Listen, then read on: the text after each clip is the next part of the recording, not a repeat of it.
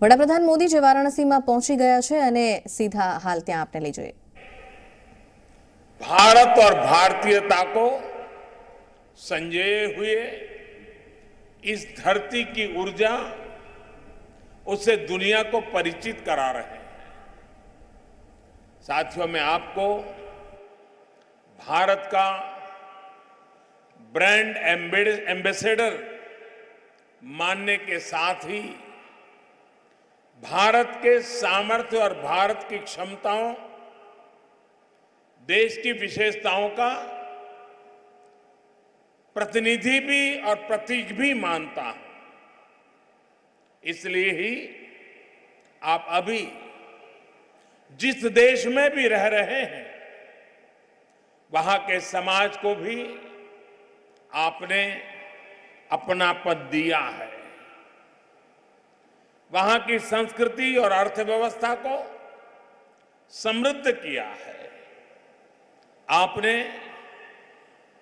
वसुधैव कुटुंबकम इस भारतीय दर्शन का, हमारे पारिवारिक मूल्यों का विस्तार किया है। आप सभी जिस देश में बसे हैं, वहां के समाज के लगभग हर क्षेत्र में लीडरशिप के रोल में नजर आते हैं।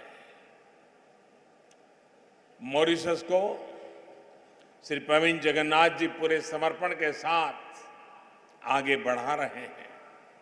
इसके अलावा पुर्तगाल, त्रिनिदाद टोबैगो और आयरलैंड जैसे अनेक देशों को ऐसे सक्षम लोगों का नेतृत्व मिला है जिनकी जड़ें भारत में है। साथियों, आप सभी के सहयोग से बीते 4.5 वर्षों में भारत ने दुनिया में अपना स्वाभाविक स्थान पाने की दिशा में एक बड़ा कदम बढ़ाया है। पहले लोग कहते थे कि भारत बदल नहीं सकता। हमने इस सोच को ही बदल डाला है।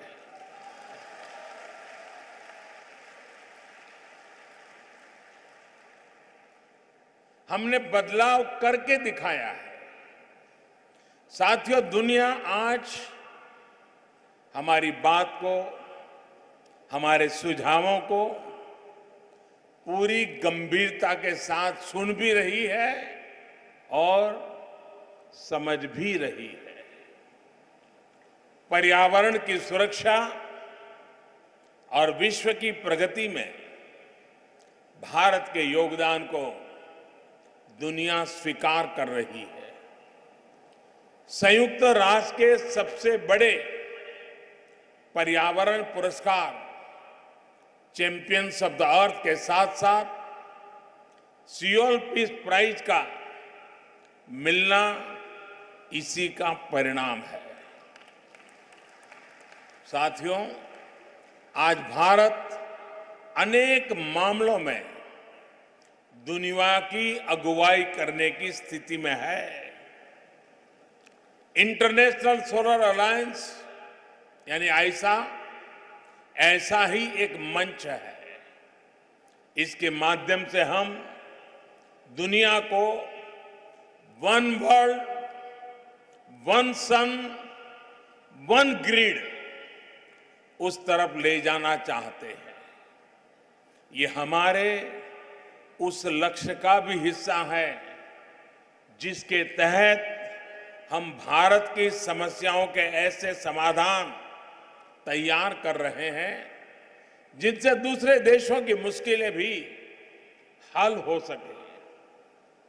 लोकल सॉल्यूशन, ग्लोबल एप्लीकेशन के अप्रोच के साथ हम काम कर रहे हैं।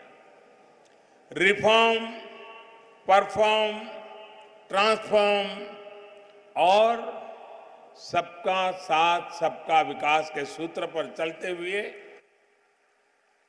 देश ने बीते 4.5 वर्षों में क्या पाया इसकी एक तस्वीर मैं आपके सामने रखना चाहता हूं। आज भारत दुनिया की तेजी से बढ़ती इकोनॉमिक ताकत है, तो स्पोर्ट्स में भी हम बड़ी शक्ति बनने की तरफ निकल पड़े हैं। आज इंफ्रास्ट्रक्चर के बड़े और आधुनिक संसाधन बन रहे हैं, तो स्पेस के क्षेत्र में भी रिकॉर्ड बना रहे हैं। आज हम दुनिया का सबसे बड़ा स्टार्टअप इकोसिस्टम, तो दुनिया की सबसे बड़ी health care scheme Ayushman Bharat भी चला रहे हैं। आज हमारा युवा मेक इन इंडिया के तहत रिकॉर्ड स्तर पर मोबाइल फोन, कार, बस, ट्रक, ट्रेन बना रहा है, तो वहीं खेत में रिकॉर्ड अन्न उत्पादन भी हो रहा है। मैं एक उदाहरण देता हूं। साथियों, आप में से अनेक लोगों ने हमारे देश के एक पूर्व प्रधानमंत्री की भ्रष्टाचार को लेकर कही एक बात जरूर सुनी होगी। उन्होंने कहा था कि केंद्र सरकार दिल्ली से जो पैसे भेजती है, उसका सिर्फ 15% ही लोगों तक पहुंच पाता है। अगर दिल्ली से 1 रुपया निकलता है तो 15 पैसा गांव में पहुंचता है, 85 पैसे छूमंतर हो जाते हैं। ये एक भूतपूर्व प्रधानमंत्री ने हमारे देश में कहा था। इतने वर्ष तक देश पर जिस पार्टी ने शासन किया, उसने देश को जो व्यवस्था दी थी, उस सच्चाई को प्रधानमंत्री रहते हुए उन्होंने स्वीकार किया था। लेकिन अफसोस ये रहा कि बाद के अपने 10-15 साल के शासन में भी इस लूट को, इस लीकेज को बंद करने का प्रयास नहीं किया गया। बीमारी तो पता चला, बीमारी को स्वीकार भी किया, लेकिन इलाज करने की दिशा में न सोचा न कुछ किया। देश का मध्यम वर्ग ईमानदारी से टैक्स देता रहा और 85% की लूट भी चलती रही। साथियों, अब मैं आपको आज की सच्चाई भी बताना चाहता हूं। हमने टेक्नोलॉजी का इस्तेमाल करके इस 85% की लूट को 100% खत्म कर दिया है।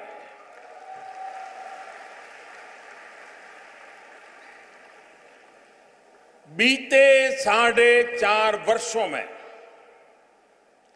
करीब करीब 5,80,000 करोड़ रुपए, 5,80,000 करोड़ रुपए, यानी करीब करीब $80 बिलियन हमारी सरकार ने अलग अलग योजनाओं के तहत सीधे लोगों को दिए, उनके बैंक अकाउंट में ट्रांसफर किए हैं।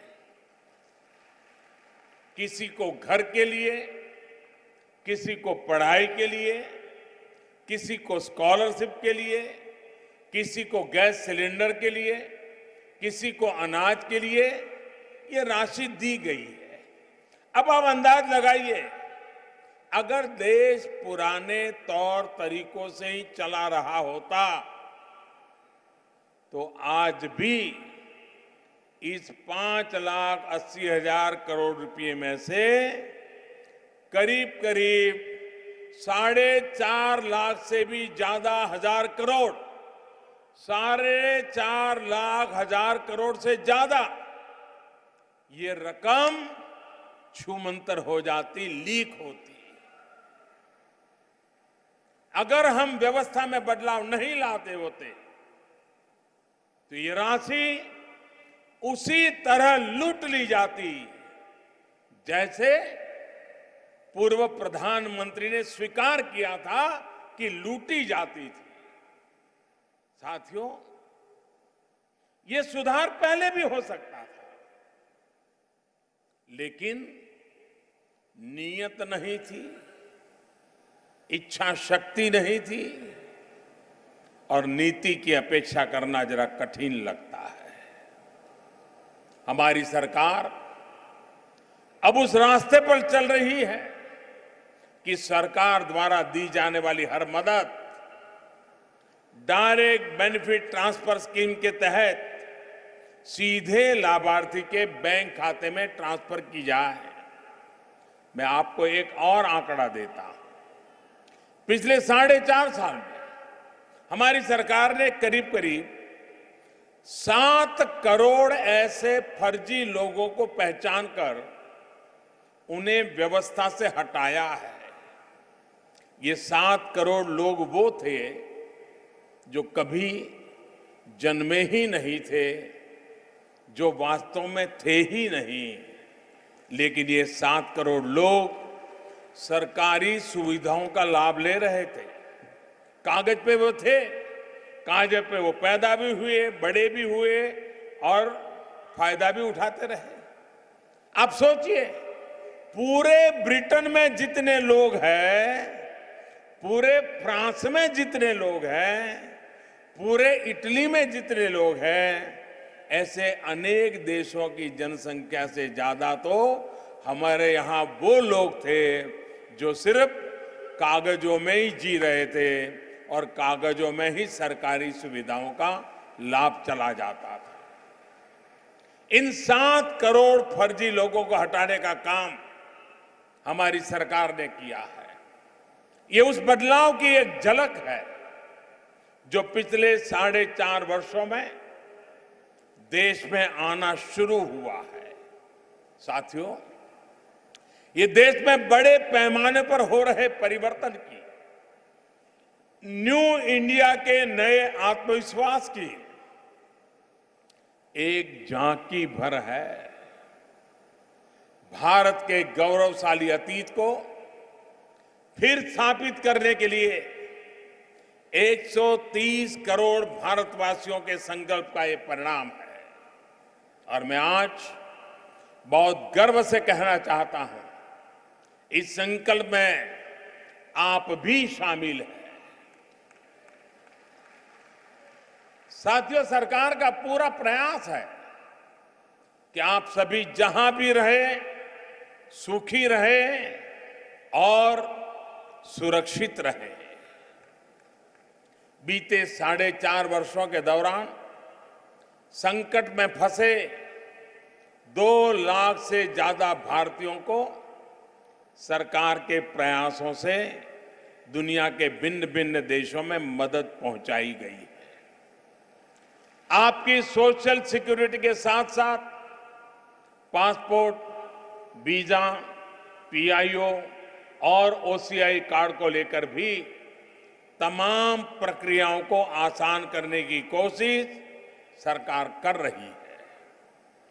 प्रवासी भारतीयों के लिए कुछ महीने पहले ही एक नया कदम भी उठाया गया है। दुनिया भर में हमारी एम्बेसीज और कॉन्सुलेट्स को पासपोर्ट सेवा प्रोजेक्ट से जोड़ा जा रहा है। इससे आप सभी के लिए पासपोर्ट सेवा से जुड़ा एक सेंट्रलाइज सिस्टम तैयार हो जाएगा। बल्कि अब तो एक कदम आगे बढ़ते हुए चिप बेस ई पासपोर्ट जारी करने की दिशा में भी काम चल रहा है।